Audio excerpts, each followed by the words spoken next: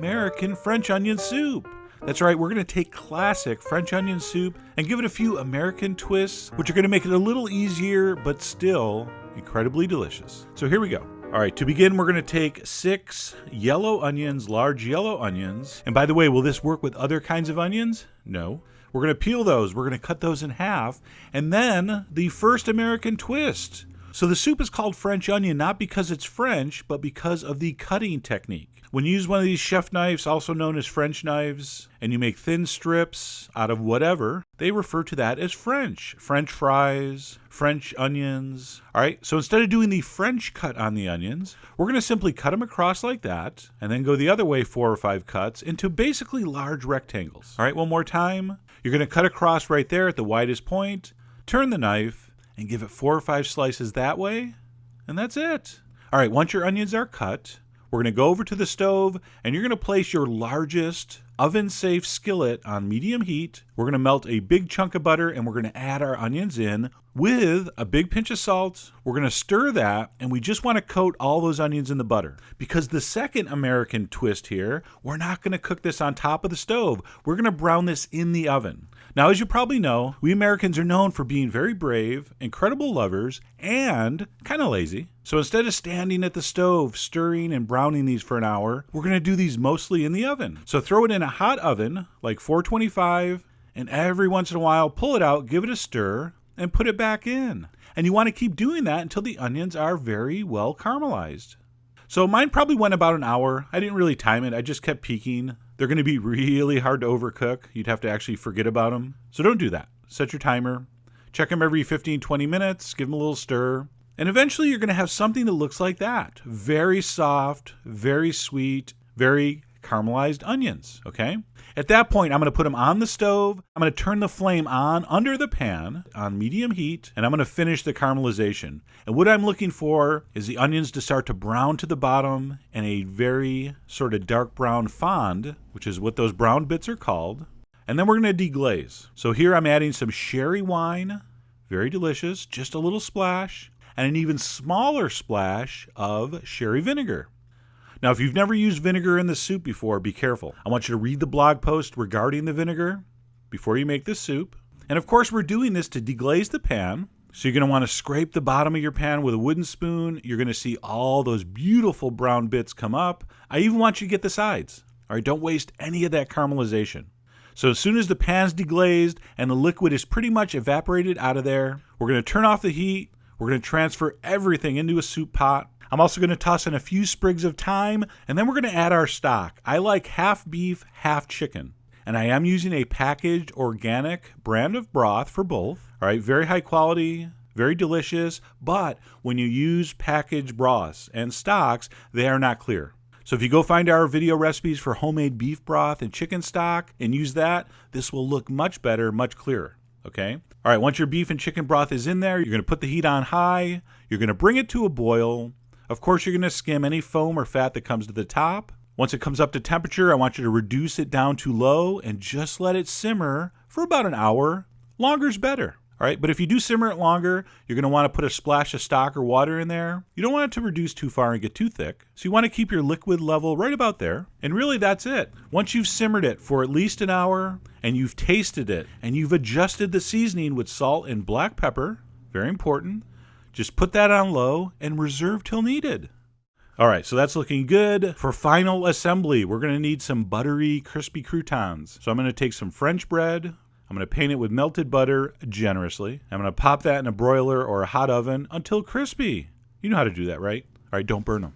Once your croutons are done, you're going to take some heat-proof bowls or crocks. Very important, this is going to go under a hot broiler, so they have to be heat-proof. You're going to fill them up. You're going to top with your crouton. And for the last American twist, we're not going to use the traditional Gruyere. We're going to use a blend of American cheeses from both coasts. All right, I have some extra sharp cheddar from New York, and I have some very mellow, creamy, delicious Monterey Jack. So I have half of each. You want to make sure your crouton is completely covered so it doesn't burn. And yes, I did sprinkle a little cayenne. I couldn't help myself. Pop that under a hot broiler. You want to be about 6 inches away from the heat and broil that for about 5 or 6 minutes until you have that. And if that doesn't look amazingly delicious, I'm going to have to question your ability to identify incredibly delicious things with your eyes, because this looks amazing. And just to verify, I'm going to taste this. Just super rich broth, sweet, yet still has a very oniony flavor. I actually think the way we cut the onions versus the thin slices does taste different. Okay, onions are kind of funny. Not funny haha, funny like, So there's something about that cut that gives it a little bit of a stronger onion flavor, but you still get that sweet caramelized base. And of course, buttery crouton with melted cheddar and Monterey Jack on it. How's that not going to be good? It isn't. It's going to be awesome. So anyway, there you go. American French onion soup. Basically, it's French onion soup with a few little Americanized twists. So I hope you give that a try. Head over to foodwishes.com for all the ingredient amounts and more information as usual. And as always, enjoy.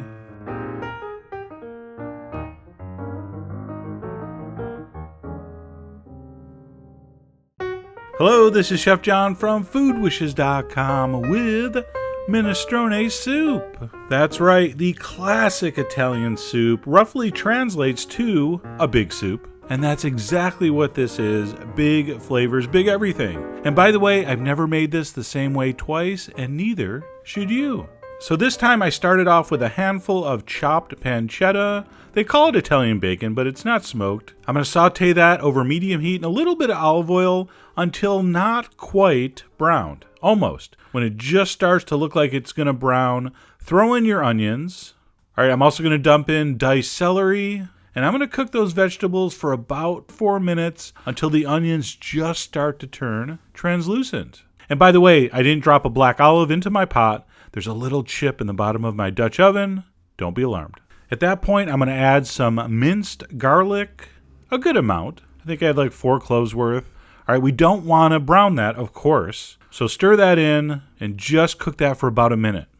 All right, after the garlic cooks for about a minute, we're going to dump in our chicken broth and some water and 1 can of plum tomatoes that I crushed with my fingers. You could also use, of course, crushed tomatoes, diced tomatoes, anything you want. All right, give that a stir. We're going to bring that up to a simmer while we prep our beans. Now, you can just use all canned beans for this, but I had these beautiful cranberry beans, so gorgeous and delicious.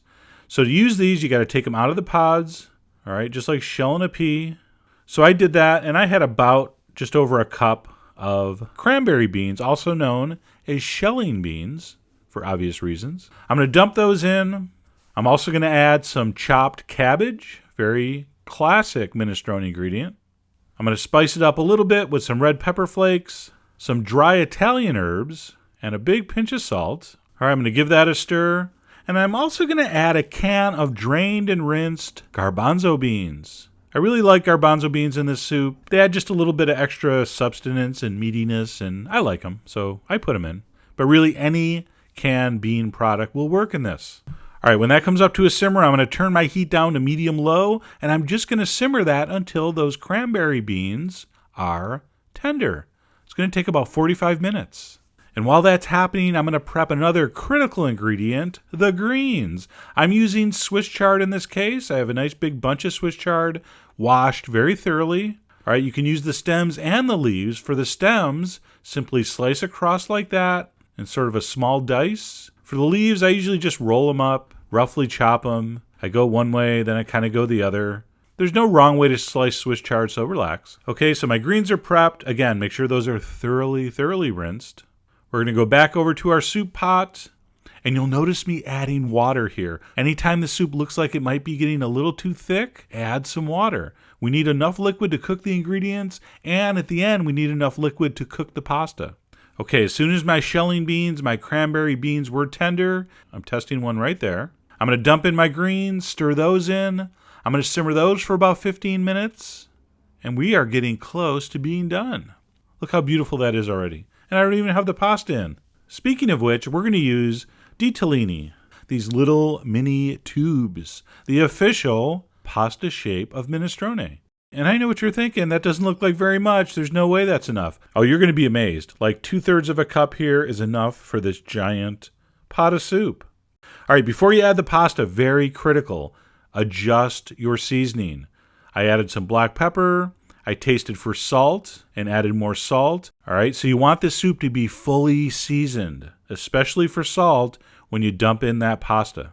All right, you're going to dump in the pasta. You're going to turn your heat up to medium-high. You want this to be simmering pretty good so the pasta cooks and just doesn't sit in hot soup. And 15 minutes later, as soon as the pasta is tender, you're ready to ladle that into some hot bowls and serve this magnificent and big soup.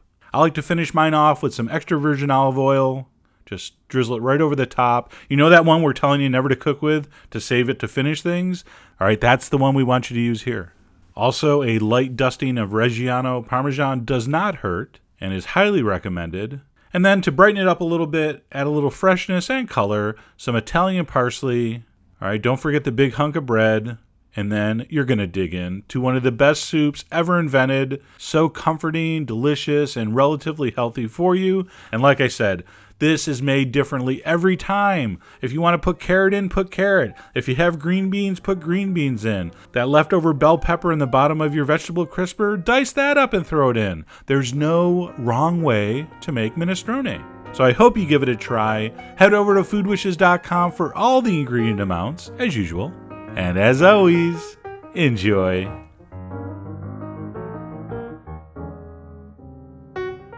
Hello, this is Chef John from foodwishes.com with chicken noodle soup. Remember that book, Chicken Noodle Soup for the Soul, or something like that? This is that, only we skipped the whole book step. So all the delicious benefits with none of that annoying reading. And of course, I'm sure you remember a couple days ago we made our amazing roasted chicken broth. So it's off to finish the recipe, and we're going to do that with some mirepoix, diced carrots, celery, and onions. And once those are prepped, we're going to melt some butter in a soup pot, a couple tablespoons of whole butter. We have this over medium heat. When it melts and just thinks about turning golden brown, you're going to dump in your vegetables. You're going to throw in a pinch of salt. I'm also going to put in a small pinch of fresh thyme. That's the only herb I'm going to put in this. Give it a stir. And then we're going to add 1 tablespoon of that reserved chicken fat. So if you remember when we made the broth and we were skimming the fat from the top, I had you save a little bit, and we're going to use a little bit of that chicken fat to saute these vegetables. And like I said, I believe that's referred to as schmaltz. So yes, when they call a singer schmaltzy, they're basically saying your music's kind of chicken fatty. So we're going to give that a stir, and we're going to cook that in the butter and the schmaltz for about 5 minutes, 6 minutes or so, until the onions kind of soften and turn translucent. At that point, go ahead and dump in your 2 quarts of chicken broth. So it can be just a regular unroasted chicken stock, but I really think the roasted broth just really works better here. We're going to crank the heat to the highest setting, and we want to bring this up to a rolling boil. All right, because it's time to cook the noodles. Speaking of which, here they are. I think you should use classic wide egg noodles, and not too much either. This is only 4 ounces of noodle. All right, you have to have the right proportion of noodle to broth to chicken. I'm going to break them up a little bit. I don't want them too long. All right, I want them short enough to be kind of user-friendly and comforting, yet I still want them to be long enough to slap me in the cheek if I need it. So our noodles are measured out. Of course, we're going to check for salt before we add these noodles. I don't want to boil noodles in a bland broth. So taste it here, adjust for salt, then dump in the noodles, give them a stir, leave it on high heat, and boil that for 5 minutes. All right, and that's going to cook those about 75% of the way. While we're waiting, that 5 minutes will give you the perfect opportunity to cut up your chicken that we reserved, that beautiful, moist, perfectly cooked chicken breast. So at this point, our noodles have been boiling for 5 minutes. We're going to dump in the chicken. We're going to give that a stir. And 5 minutes later, you will have the most delicious chicken noodle soup you've ever experienced in your life, and that's a guarantee. And if it's not, well, what do you want me to do? These videos are free. Okay, so 5 minutes later, the chicken is heated through, the noodles are cooked, and we are down to final seasoning. Maybe a little more salt, maybe some black pepper. I feel like I'm forgetting something. Oh yeah, maybe a little cayenne. Stir that in. And now, while I really hope you follow this recipe basically to a T, it's soup. So if you have a few mushrooms in the fridge that you need to get rid of, all right, or half a red bell pepper that's past its prime, try saying that 3 times fast, go ahead and dice it up and throw it in. But when I want a real chicken noodle soup, I tend to keep it very straightforward like this. And that is ready for the ladle. Dish that up. Do not try to garnish it with anything. You're just going to wreck it. And again, you might be thinking, why not use a smaller noodle or macaroni? Wouldn't it be easier to eat? That's not the point. Chicken noodle soup is not a recipe. It's a meditation. And part of the magic, part of the medicine, is you sitting in front of that steaming bowl, smelling the goodness, cutting noodles with your spoon, and trying to get them in your face without burning your chin. It's all part of the experience. So don't cheat yourself of that. Anyway, I really hope you give that a try. All the ingredient amounts are on foodwishes.com, along with more info, as usual. And as always, enjoy.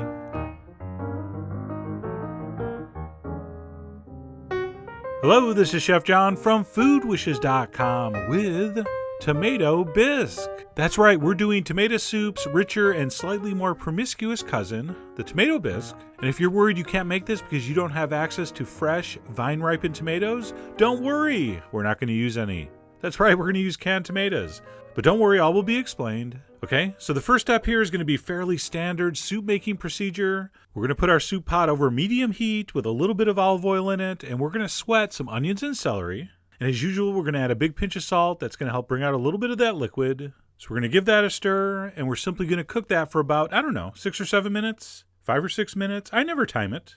I just cook it over medium heat until the onions kind of soften and turn translucent. And looks something like that. See, and there's the magic of video. That would take me like a paragraph to describe the look, but we don't have to. You can just look at it and go, that's what he means. Okay, so at that point, we're going to add our garlic and give that a stir. And we're going to cook that for just like a minute. The only real way to screw up this step would be to brown the garlic, which reminds me to tell you, do not brown the garlic. All right, just saute it for like a minute, and then we're going to introduce our liquid. I'm going to use chicken broth. That's my personal choice. Of course, a vegetable stock will work beautifully here, especially one made with mushrooms. Mushrooms and tomatoes, always delicious. And if times are tough, you could just use water. That's fine. Well, not really fine, but it'll work. So we're going to pour that in. We're going to give it a stir. And then it's time for the star of the show, the tomatoes. And I'm going to use 1 large can of crushed San Marzano tomatoes. Oh, we've talked about those before. And on the blog post, I will explain in detail why I'm not using fresh tomatoes for this. And spoiler alert, it's the exact same reasons we usually don't use fresh tomatoes for tomato sauces. And by the way, if you can't find crushed San Marzano, the can of whole San Marzano will work. You just got to crush them yourself. And that would be fine because we're going to blend all this anyway. So we're going to stir in our tomatoes. We're going to raise the heat. We want to bring this up to a simmer. So I'm going to turn my flame up to high, and while we're waiting for it to bubble, let's go ahead and season this up a little bit. I'm going to go with some freshly ground black pepper, a little touch of cayenne, and a little bit of paprika. Now I'm using the plain, but I have used the smoked paprika before in this, and it is lovely. And at this point, I'd probably add a little more salt also, but my chicken broth was perfectly seasoned. So I'll taste and adjust for that later. And besides the salt, I'll warn you right now, we're also going to add some sugar to this. Very critical ingredient, but I'm going to wait on that too. Okay? So all we're going to do is simply wait for this to come up to a simmer, at which point we're going to stir in the ingredient that really makes this a bisque, and that would be the rice. So we're going to stir in about 3 tablespoons of regular white long grain rice. I actually used a variety of rice called jasmine, but really anything will work. I just like saying jasmine. Jasmine. So we're going to stir in the rice, and that's what's going to thicken up this soup, but it's going to be silky, not starchy. Which is kind of funny because we're adding starch, but it's not going to be that kind of starchiness you get if you add a whole bunch of flour-based roux or cornstarch. And that's another thing I'll talk about more on the blog post. And then the game plan here is I want you to adjust the heat down to low, medium low, whichever provides you with a nice steady simmer. And while that's simmering, if you want to skim any foam off or any of the fat that rises to the top, feel free. This is not my bisque, it's your bisque. So I did do a little bit of recreational skimming. And all we're going to do is let that simmer for about 35 to 45 minutes or until the rice and vegetables are absolutely as soft as they can be. And the mixture should look something similar to this. Now at this point, we're going to turn the heat all the way down to low. And we're going to give it a taste. And I'm tasting for salt, but more importantly, I'm tasting for sugar. All right, depending on how sweet your tomatoes are, you're definitely going to need to add some sugar here. You may actually need a couple teaspoons in here to get it tasting like you want.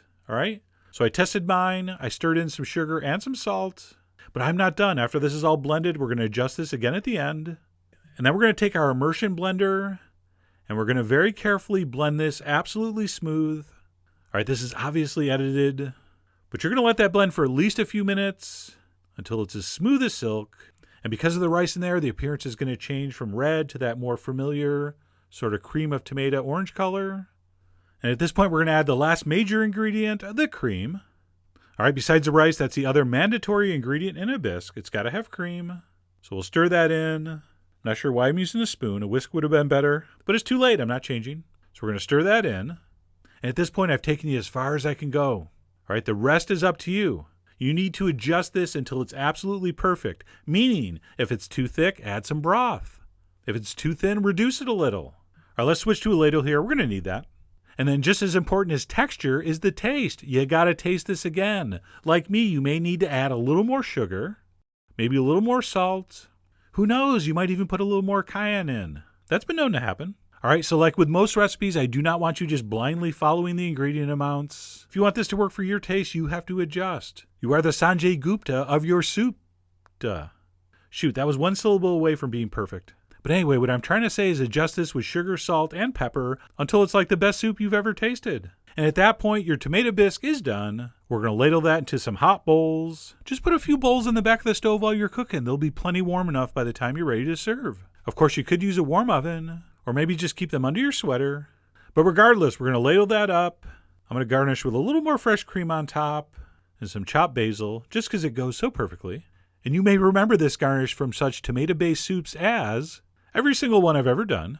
And that right there ended up being a beautiful tasting and looking tomato bisque. And because we use rice and not a whole bunch of roux or cornstarch, I really like the texture of this. I think it tends to be a little silkier and smoother. And you can see here, mine is fairly thick. Or if you want yours a little thinner, put a little less rice or a little more broth. Like I said, very easy to adjust. And if you're wondering where the heck is the toasted cheese sandwich, it's right here. All right, everybody knows making tomato soup, no matter what kind you're making, is simply an excuse to eat toasted cheese sandwiches. We're not going to lie, that's the actual purpose of this. In fact, control room, cue full frontal in 3, 2. Oh yeah. Okay, that's enough. And if you don't mind, I'm going to grab a little piece of basil for this last bite. And that, my friends, was a beautiful, beautiful fall lunch. So no, you don't need a whole basket of sweet vine-ripened tomatoes to make a delicious tomato bisque. In fact, I will argue this comes out better because you don't. But regardless of what kind of tomatoes you end up using for this, it's an easy, fast, and fairly foolproof way to make a delicious and very, very comforting and satisfying style of tomato soup. So I really do hope you give this bisque a try. Head over to foodwishes.com for all the ingredient amounts and more info as usual. And as always, enjoy.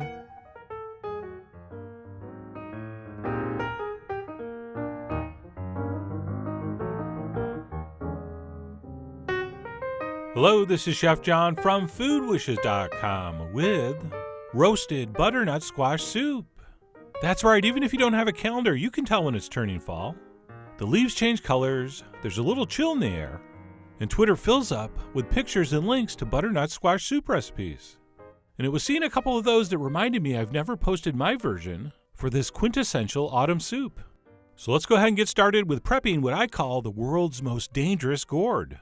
And that's because the butternut squash is so big and so hard, it's basically a severe cut waiting to happen. So I'm going to show you what I think is the safest way to split this, which is by cutting off the top here. And then what we'll do is we'll take a large sharp knife and cut directly into the center of the neck, just like this. And please note my other hand is not getting anywhere close to this blade.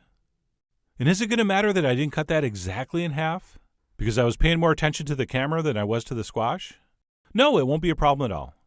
And then once we split that through the center like that, what we'll do is we'll tip it up like this and simply cut it straight down to split. And for me, not only is that the easiest way, it's definitely the safest, because at no time should any of your fingers be in the way. So we'll split our squash in half, and then we'll grab a spoon and scrape out the seeds. And of course, yes, we could save those seeds and roast them, but we're probably not going to do that. Hey, we're busy making soup. But if you want to, go for it. You are the lords of your gourds. So feel free. And then once our butternut squash has been split and scooped, we can move on to prepping our roasting pan, where we're not only going to roast our squash, but we will also roast the other vegetables going in the soup.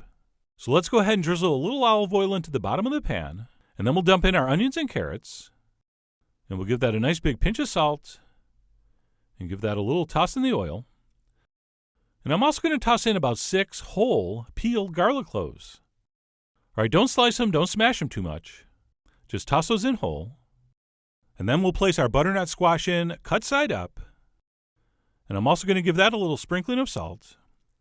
And then we're going to roast all of that in a 400-degree oven for about an hour or until our squash is soft enough to scoop.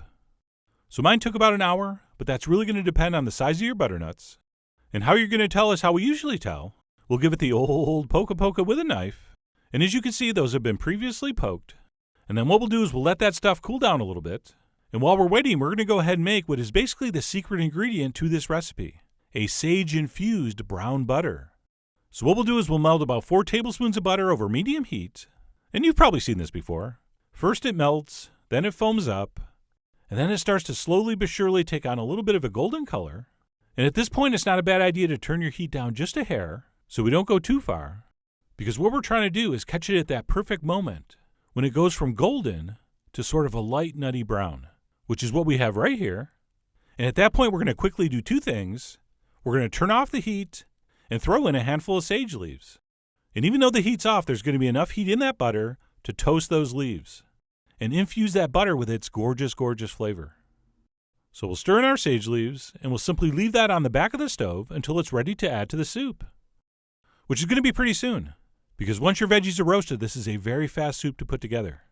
So we'll go back over to our squash, which have cooled down a little by now, and what we'll do is we'll scoop out that flesh. And yes, we did get a lot of beautiful caramelization on those onions and carrots, which is not only going to add flavor, but it's also going to help give us a beautiful color. Not only do we want this soup to taste roasted, we want it to look roasted. And then, like I said, we'll scoop out our squash into that pan. And please don't worry if you get a little piece of skin here or there. We're definitely going to strain this soup, so no big deal. So we'll go ahead and we'll scoop out our nice soft squash, at which point we are now officially ready to make the soup. So we'll head over to the stove and transfer everything into a soup kettle. And once that's been accomplished, we'll go ahead and add our brown sage butter. And then for a little touch of extra sweetness, we'll do about a tablespoon or 2 of either honey or maple syrup. And both will work beautifully here. But personally, I go with the maple syrup. And the reason is simple. I like Canadians better than I like bees. And then we'll go ahead and add our chicken broth. And yes, of course, you can go with water or vegetable stock if you're one of them that are vegetarians. There's nothing wrong with that. Hey, if everybody ate meat, it would be more expensive. So to me, selfishly, they do serve a valuable purpose. And we'll give that a stir. And we'll turn our heat up to high and bring this up to a simmer. And then what we'll do as soon as our soup starts bubbling is we'll turn our heat down to low and simmer this for about 45 minutes to an hour. And even though everything's cooked, and there really is no great scientific reason to cook it that long, I do it anyway, and I think it comes out better. So I would love to explain why, but I can't. And after about 1 hour, this is what mine look like. And at this point, we're ready for final production. So the first step to that is we're going to blend this very, very smoothly. And of course, you can do that in batches in a blender, but I find these stick or immersion blenders much, much faster and easier. So I'm going to blend mine for a few minutes until it's very smooth, at which point I'm going to highly suggest we pass this through a strainer. Okay, the blades of a blender or food processor are really never going to break down all that material as small as those incredibly tiny holes in our strainer. So by passing that through, even though it's going to look pretty much the same, you're going to get something that on the palate feels much smoother, much silkier. So we'll go ahead and strain our soup, and we should be left with only the most fibrous bits. And then once our soup is strained, we're on to the adjustment phase. First up, adjusting the thickness. So I'm going to check this out with my ladle, and it is very, very close, but I do want it just a hair thinner.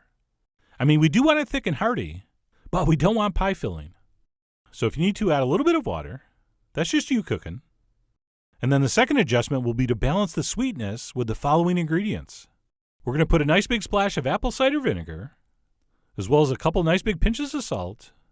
And of course, we'll bless this with a little shake of cayenne. And as soon as we stir that in, and the soup heats through, we're done. Of course, we're going to take a spoon and taste it, because you may still need to adjust with a little more salt. So I gave mine a taste, and it was perfect. So I went ahead and ladled that up into a hot bowl. And I'm going to garnish it very simply with a nice spoon of creme fraiche, which you know you can make yourself, right? We have a video for that. And I'm going to finish off with some chopped chives. And that, my friends, may be the best autumn soup of all time. Just an absolutely gorgeous color, and what I'm pretty sure you'll think is an incredibly deep, rich, satisfying flavor. I mean, butternut squash already have a beautiful, earthy, subtle sweetness that we've just accentuated a little bit with that maple syrup. And the way those sweet flavors kind of play against that little bit of vinegar and that little bit of tanginess from the creme fraiche is just absolutely delicious. But anyway, that's it. Roasted butternut squash soup. I was just about to say wait for the next cold, rainy day and whip up a pot. But you know what? This stuff is so good, No matter what your current atmospheric conditions are, I really do hope you give this a try soon. So head over to foodwishes.com for all the ingredient amounts and more info as usual. And as always, enjoy.